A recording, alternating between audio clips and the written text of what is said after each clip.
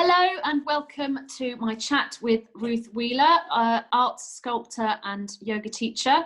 I know Ruth through, we met as we're both members of Surrey Hills Enterprise, which is a business hub network for people, artists in the Surrey Hills. And we were meant to be doing a yoga retreat together where I was going to do a little bit of leather workshops as part of the retreat in March. But of course that got postponed because of the pandemic. So I'm chatting to Ruth to talk to her about how the pandemic has affected her business, her yoga teaching and her art classes and her work, and what she's done to combat that. So welcome, Ruth. Thanks, Rosanna. Thanks for asking me to chat with you. I'm just going to introduce myself. I've been working in Surrey for a long time, about 25 years, as a wood sculptor, and I mainly do wood pyrography and wood carving, and I also teach yoga locally, and I run retreats and workshops as well. And I also I'm getting more into sort of the wellness side of things, mindfulness, essential oils, and a bit of massage as well. So yeah, multi business, like I started off just with community arts teaching. Didn't used to do so much of my own artwork, a few years back, but I really enjoy having time for my own practice as well. So I teach, I facilitate, I run workshops, I organise events, I make my own work, I sell it. You do various craft fairs, don't you? Like Craft in Focus? Yes, I've done so many craft fairs over the years. I try to do different ones, but I have had good success in the Craft in Focus ones at Wisley. So there's one at Wisley normally in May. That got cancelled. They do them all over. I've got one in at Hever Castle in September. Right. So I'm really looking forward to getting out there and showing my work and seeing some people. And hopefully sell some It's not always about that. It's about networking, sharing what I do. And getting commissions. I suppose it's a lot of commission work as well. Yeah, getting commissions. And surprisingly, a lot of the people who, are real crafters or artists, they're really interested in the retreats because they combine the yoga, the mindfulness, healthy food, nice location. I offer art workshops as well. And so you were going to come to Portland, Portland and Dorset. Which is going to be rescheduled to next March. And then the oils come into their own as well, and they all get little bags of goodies and learn a little bit about how that can help your mental health and great well-being. So so when the pandemic hit, and obviously everyone was just completely bowled over by it, and again that word unprecedented has been thrown around a lot, but we obviously haven't had this kind of thing happen before. And so like me, I run leather teaching workshops, leather craft workshops, teaching people in person, and that is probably 50 to 60% of my business. And of course overnight those were all cancelled or postponed.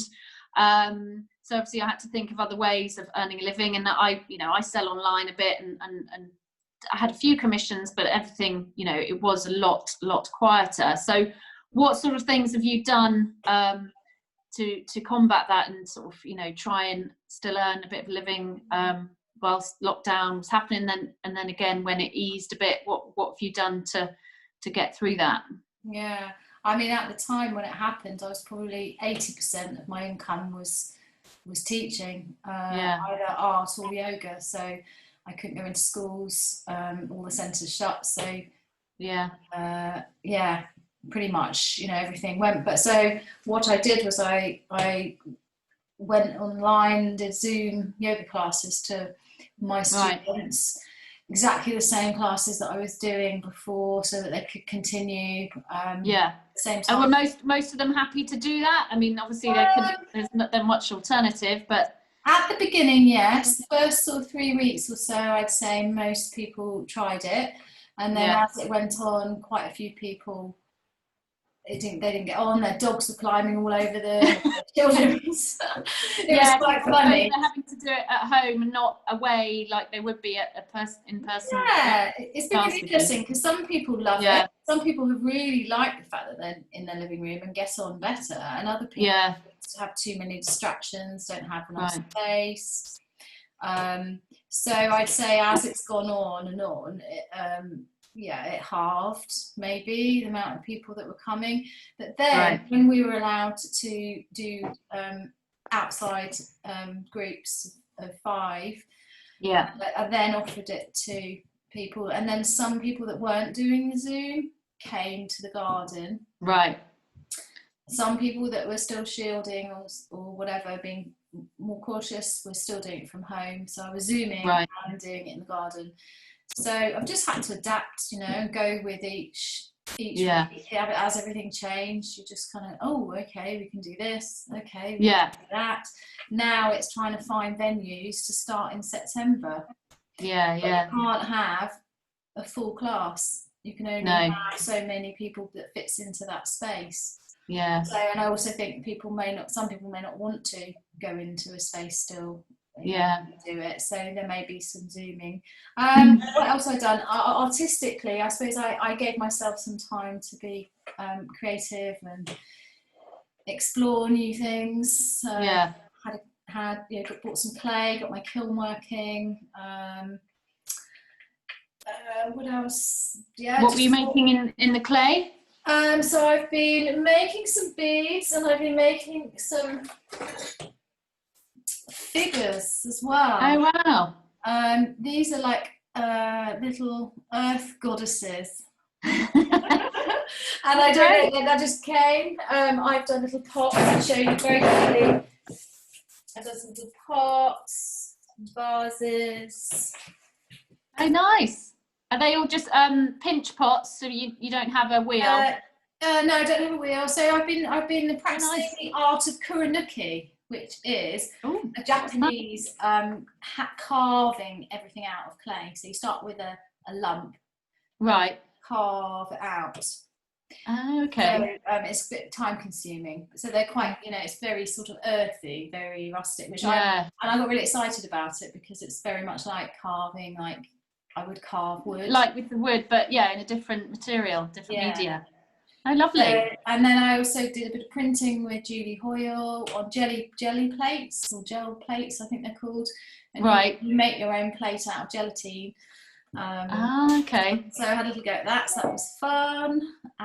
We've done some creative projects around the house as well, actually. So I think a lot of DIY and gardening. I've definitely got into growing vegetables. I did a little garden, and also we made some hooks, made a funky mug hook holder and some shelves and all that sort, a few things for us that we don't get around to doing because we're all looking for other people. And also as when lockdown did as it's kind of relaxed a bit, I got a commission to carve a giant bench. So yes, I saw that on your social media. It's huge. So that's been. How are you going to move it? Well, it doesn't. It came down in their garden. It had to be cut down. It's a London. Oh, I see. Right. Yeah. So it's gorgeous. Yeah. And I thought that maybe my days were over for chainsawing doing such a big. Yeah. But I kind of made myself. I just like, come on, you can do it. You can do it. Yeah. So I just adapted the way I work. I just said I'm not going to do more than 3 hours. A day. So then it would protect my, my back and my neck. Yes. And things. Yes. Fantastic. So just been chipping away at it slowly. So it's not quite finished, but so that's been nice. And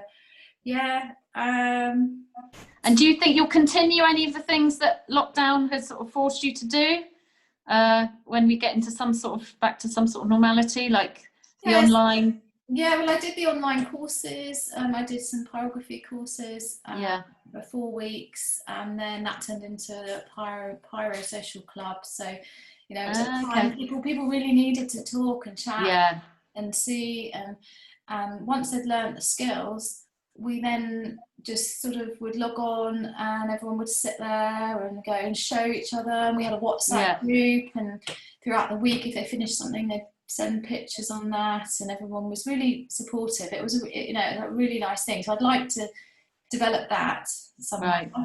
But the woodland art space as well that we have at Bertley in Bramley is something that is really good. It's outdoors, it's safe, everyone can socially distance.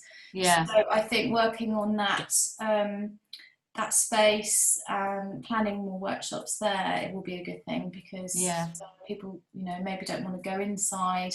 Well, you can't have a lot of people inside, but you can have a bigger group outside. No, definitely. It's made me set up an online shop or gallery.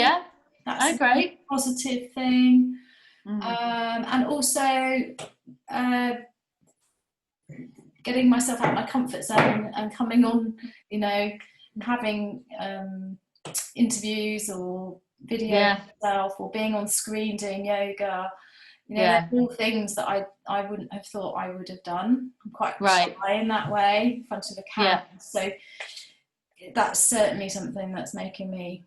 So growing your confidence on being on video, on screen. Yes, definitely. I'm me too. Loads of other things as well, which will come out. I think I've got to really. At the moment, I'm at a point where I can't go back and teach in the schools. January maybe. So I'm now sort of, this week it's dawned on me, or I've just found out that they thought I might be able to go back in September and run an outside club, but I can't. So now I'm thinking, I've got to think outside the box again.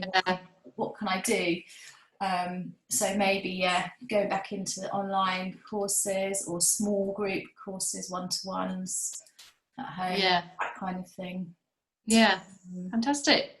Well, that's been really good chatting to you, Ruth. Thank you for agreeing to chat with me, and hopefully I'll see you again very soon at either a retreat or one of the fairs or workshops, or maybe even the wood fair. Are you doing the Artisan Trail for the Surrey Hills? Supposed to be, yes. I don't know if I've done my application or not. I spoke to Wendy the other day, and she said, we're going to send out a newsletter with lots more dates coming up, so that would be my... The wood fair's been cancelled though, did you not know? The wood fair?